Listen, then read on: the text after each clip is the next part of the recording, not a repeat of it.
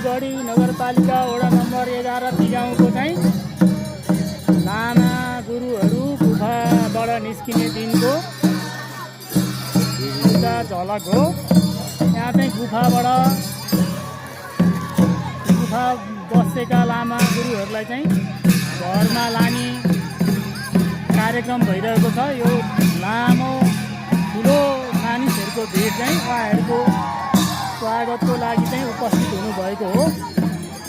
अब यहाँबाट चाहिँ यो गुफा घरबाट चाहिँ घरतिर लाग्दै हुन्छ। 6 जना लामा गुरुहरू चाहिँ गुफा बस्नु भएको थियो 2081 चैत 24 गतेबाट। आज 30 गते चाहिँ उहाँहरू गुफाबाट निस्केर यहाँ विधि पुरा गरेर चाहिँ घरतिर प्रस्थान गर्दै हुनुहुन्छ। 4 गाउँका मानिसहरू जम्मा भएर चाहिँ यहाँ लामा गुरुहरूको स्वागत गरिरहनु भएको छ। ल आजको दृश्य चाहिँ यही हो।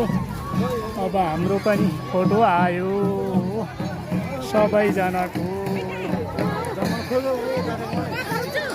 ल खोइ खोइ खोइ भनेर चाहिँ जान पर्ने रहेछ।